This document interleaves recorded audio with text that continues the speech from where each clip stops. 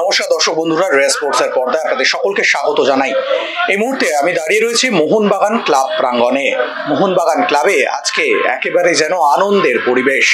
আতশবাজির রোশনাই, পুষ্পবৃষ্টি, সেই সঙ্গে বড় বড় ফুলের মালায় স্বাগত জানানো হলো নবনির্বাচিত মোহনবাগান ক্লাব সচিব সৃঞ্জয় বসুকে।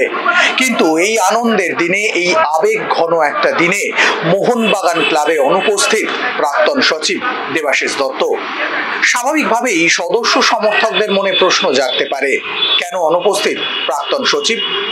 কয়েকটা দিন আগের ঘটনায় পিছিয়ে যাওয়া যাক। কয়েকদিন আগেই দেবাশিস দত্তের অনুগামীরা এবং সৃঞ্জয় বসুর অনুগামীরা তারা কিন্তু নিজের মতো করে বিরোধী পক্ষ হিসেবে মোহনবাগান ক্লাবের নির্বাচনের জন্য বাংলার বিভিন্ন প্রান্তে প্রচার করে বেড়াচ্ছিলেন। কিন্তু তারই মাঝে যে জল্পনা শুরু হয় যে দুই পক্ষ এবার বোধহয় মিলে যেতে চলেছে, শেষ পর্যন্ত সেই জল্পনাই সত্যি হয় এবং দেবাশিস দত্ত, সৃঞ্জয় বসু মিলে গিয়ে মোহনবাগান ক্লাবের জন্য নতুন করে প্যানেল জমা দেন এবং শেষ পর্যন্ত সৃঞ্জয় বসুর জমা দেওয়া প্যানেলই কিন্তু মোহনবাগান ক্লাবের নবনির্বাচিত প্যানেল, যেটা কার্যকরী সমিতি হিসেবে মোহনবাগানের পরবর্তী 3 বছরের জন্য কাজ করবে। কিন্তু এই প্যানেলে কোনো পদেই নাম নেই দেবাশিস দত্তের। যা শোনা যাচ্ছে তাতে কিন্তু সভাপতি হিসেবে নাম নির্বাচিত করা হবে দেবাশিস দত্তের, এবং সেটা কিন্তু এক্সিকিউটিভ কমিটির মিটিংয়েই করা হবে। তার আগে পর্যন্ত আপাতত মোহনবাগান ক্লাবের এই যে প্রশাসনিক দল বা প্রশাসনিক পদে কিন্তু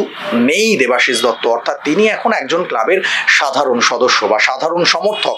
কিন্তু সৃঞ্জয় বসুর এই আনন্দের দিনে, তার এই নতুন করে দায়িত্ব কাঁধে তুলে নেওয়ার দিনে তিনি উপস্থিত নেই ক্লাবে, একটু বোধহয় ফাঁকা লাগছে। নিশ্চয়ই খুব শীঘ্রই তিনি তার সতীর্থ, তার বহুদিনের পথ চলার কর্মী সৃঞ্জয় বসু, তার বন্ধু সম নবনির্বাচিত সচিবকে হয়তো শুভেচ্ছা বার্তা জানাবেন এবং তারা পরবর্তী 3 বছর কিন্তু মোহনবাগান ক্লাবের হয়ে একসঙ্গে কাঁধে কাঁধ মিলিয়ে কাজ করবে। তাই আজকের এই দিনটায় মোহনবাগান ক্লাবে দেবাশিস দত্তকে না দেখতে পেয়ে একটু ফাঁকাই লাগছিল।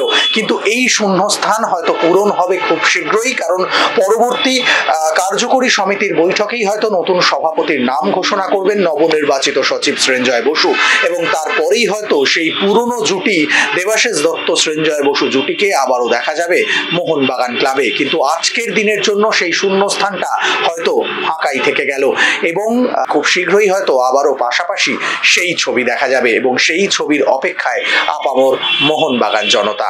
মোহনবাগান ক্লাব থেকে সৌরভ মুখার্জি, রে স্পোর্টস।